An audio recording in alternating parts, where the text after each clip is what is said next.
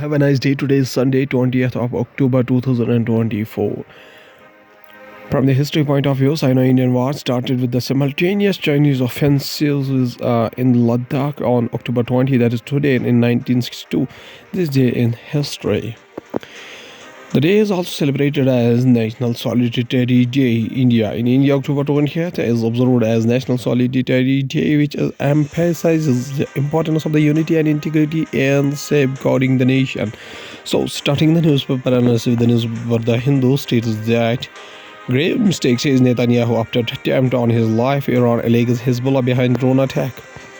File picture of the Prime Minister of Israel, Benjamin Netanyahu.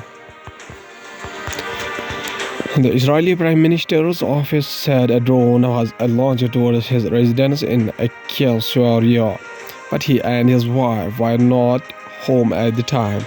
Israel's Prime Minister Benjamin Netanyahu on Saturday, October 19, 2024, accused Iran-backed Hezbollah of trying to assassinate him, with the Middle East already on edge after Israel and had vowed retaliation for Iranian missile barrage. Mr. Netanyahu's office said a drone was launched toward his residence in the central town of the Caesarea, but he and his wife were not home at the time and there were no injuries. Caesarea home. Anyone who tries to harm Israeli citizens will pay a heavy price, he said in a comment directed at Tehran and its proxies, which include Lebanon's Hezbollah, a group Israel has been at war with since late September month. The Lebanese group, armored and financed by Iran, did not acknowledge the attack, but late Saturday, Iran's United Nations mission said this action was taken by Hezbollah. Need to stay prepared to tackle possibility of adversaries weaponizing everyday tool tech, Mr. Rajnath. Union Defense Minister Mr. Rajnath Singh at the 62nd convocation ceremony of the National Defense College in New Delhi on October 19, 2024.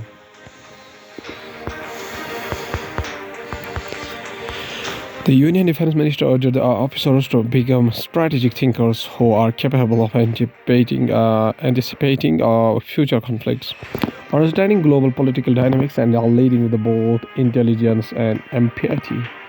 Union Defense Minister Mr. Rajnath Singh on Saturday, October 19, 2024, called upon the Indian military leaders to think critically to gain the strategic advantage in today's ever-evolving geopolitical landscape, and said there was a need to stay prepared to tackle the possibility of the adversaries weaponizing tools and technologies. From drones and autonomous vehicles to artificial intelligence and quantum computing, the technologies shaping modern warfare are evolving at a breathtaking pace. Officers must understand these technologies and be able to harness them, he said in his address at a convocation ceremony of National Defense College at DC, New Delhi. Mr. Rajnath Singh urged the officers to become the strategic thinkers who are capable of anticipating future conflicts, understanding global political dynamics, and leading with both intelligence and empathy. The defense minister urged the officers to have a firm grasp of geopolitics, international relations, and the complexities of global security alliance, as the decisions made by them can have far-reaching consequences that extend beyond the battlefield and into the realm of diplomacy, economics, and international law. Going towards the Hindustan Times newspaper states that India, United States planning strong supply chain for clean energy, Union Minister Piyush Goyal. He said India and the United States have agreed to secure a strong supply chain of critical minerals by leveraging each other's strengths and may jointly explore a third country for the same. India and United States plan to establish a robust supply chain for a clean energy ecosystem, Commerce Minister Piyush Goyal has said on Saturday, adding that the economic relations between the two nations are set to achieve new heights in the coming years, irrespective of the outcome of the American presidential election. The Modi government has worked cordially with all the three regimes, the Obama administration, the Trump administration, and the Joe Biden-Kamala Harris administration. Hence, the bilateral economic relations are bound to grow further and faster, Goyal said after interacting with the American officials and the business owners on calls during his recent United States visit. He said India and the United States have agreed to secure a strong supply chain of critical mineral by leveraging each other's strengths and may jointly explore a third country for the same. This will be operationalized by the Ministry of Mines, he said. Goyal embarked on a 4-day visit to the United States on September 30. This particular decision was taken during the 6th ministerial level meeting in Washington, D.C. on October 3rd, where Commerce Secretary Gina Raimondo represented the United States. In Tripura state of India, Tripura Rights Panel takes a suo motu case for the death due to the custodial torture. The Tripura police said they have started an investigation into the illegal custodial torture.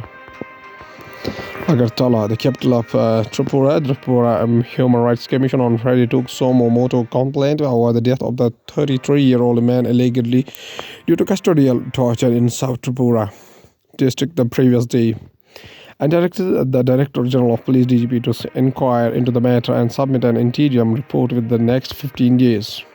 5 corps, including one sub-inspector, 1 constable, and 3 special police officers, were suspended following his death.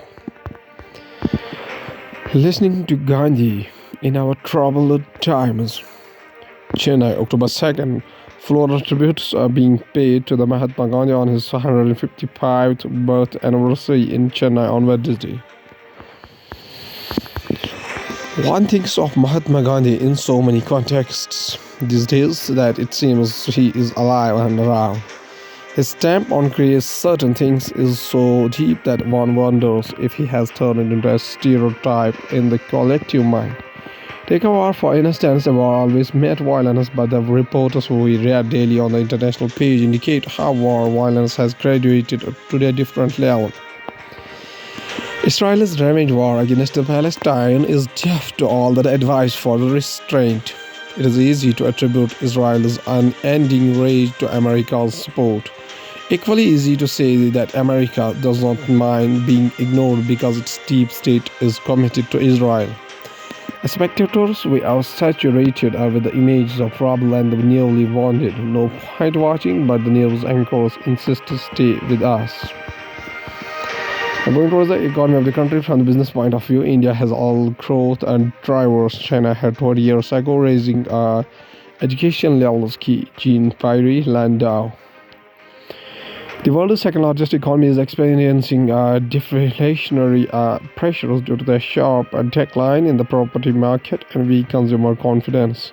There were 2 negative surprises regarding China compared to our expectations 20 years ago when it joined the World Trade Organization, the professor said.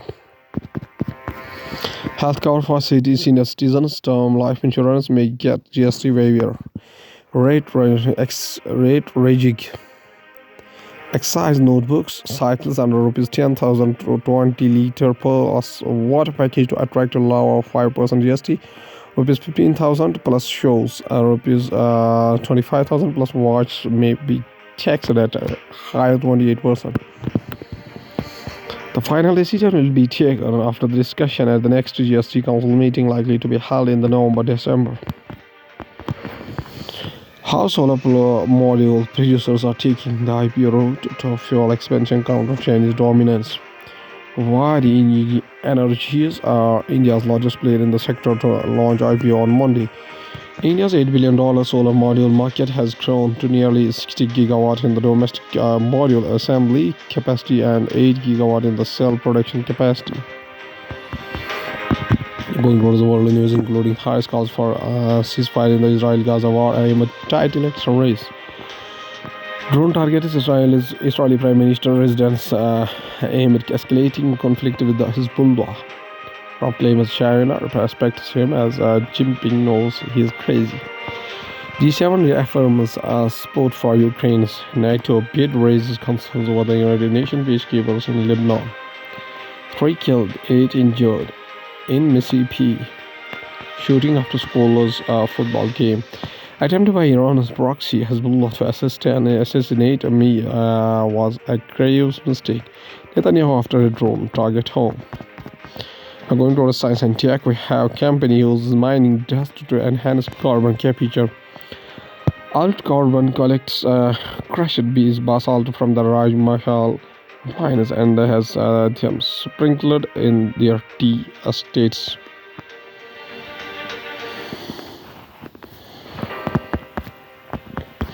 A Darjeeling-based company is transporting basalt dust from Jharkhand and using it as organic fertilizer to enrich soil and accelerate carbon sequestration. It has used about 500 tons of dust. The last thing you would expect is that dust from the mining would be climate friendly. But the right kind of dust moved the right place is the core business of a Darjeeling-based company. Alt Carbon and has already garnered $5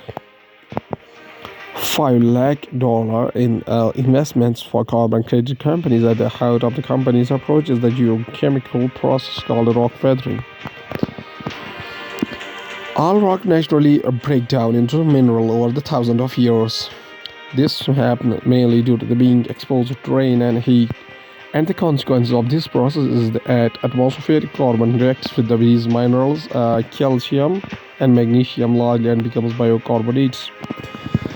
Eventually, through the aquifers, or underground streams and rivers, they make their way into the oceans where the carbon is locked in for eons. The oceans that are the major carbon sinks and capture about 30% of the carbon dioxide from human activities left to nature. This process takes eons. However, with the level of the carbon dioxide building up in the air and the consensus by the Intergovernmental Panel on the Climate Change, that some amount of carbon dioxide already present in the air needs to be removed by 2050 for keeping temperatures from exceeding 2 degrees Celsius. By the end of the century, government as well as the businesses are experimenting and investigating and schemes to accelerate natural carbon removal process. This is where enhanced rock weathering comes in. We hope to sequester about 50,000 tons in the near few years. The lab facility set up by Dr. Misra is precisely to measure these aspects of weathering. We have a protocol called Philoda that can be used by other companies interested in using our approach, said Mr. Agarwal. Tea drinking across India. India consumes 540,000 metric tons of tea each year.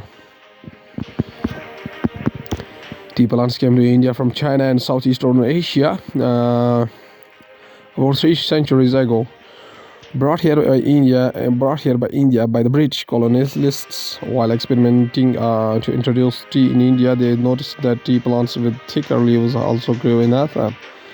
And these when planted in India responded very well. We must add that tea is also grown in some areas in Karnataka, Kerala and Tamil Nadu, though not in amounts comparable to that in the northeast. Recently, Uttaranchal and Uttar Pradesh have also started growing tea. Today, India has largest total consumption of tea, 540,000 metric ton of tea, or 620 grams per capita. And India is the world's 4th largest exporter of tea, and it generates about $800 million. Did Google violate antitrust laws in epic battle?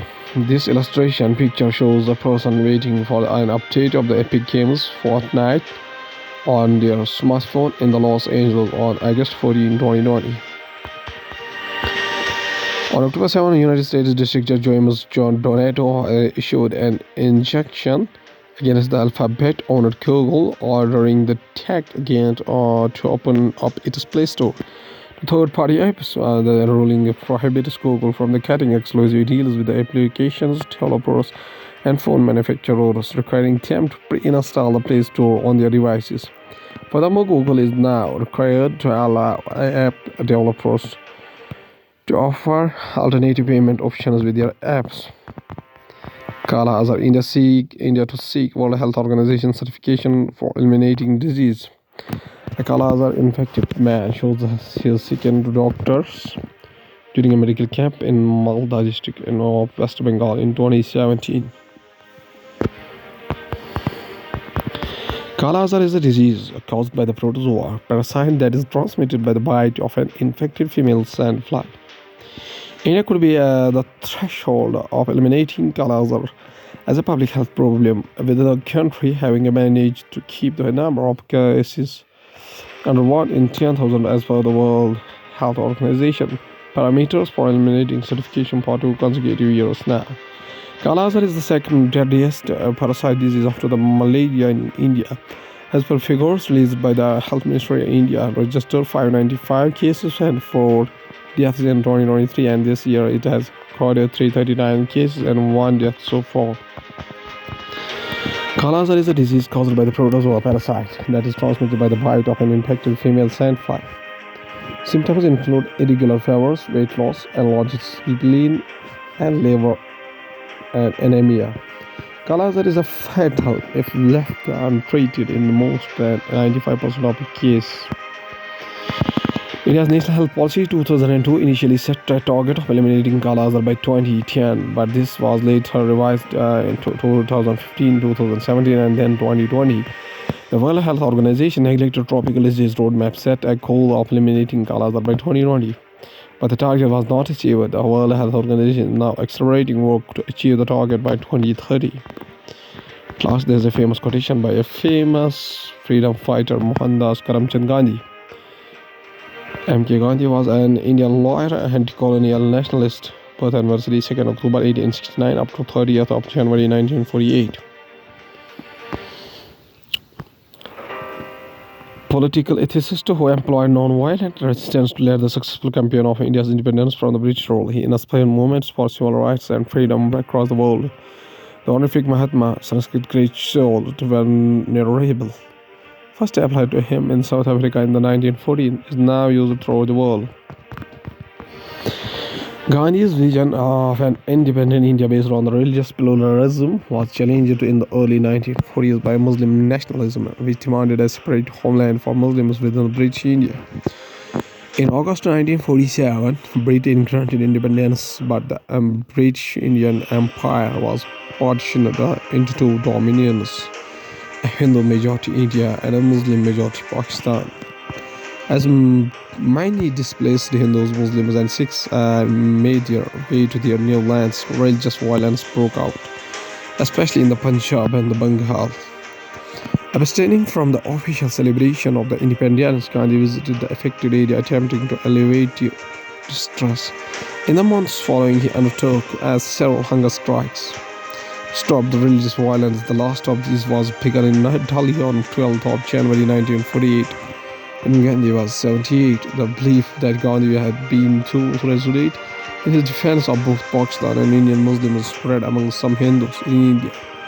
Among these was the Nathuram Godse, a militant Hindu nationalist from Pune, Western India, who assassinated Gandhi by firing 3 bullets into his chest at an interfaith prayer meeting in Delhi on 30th of January 1948.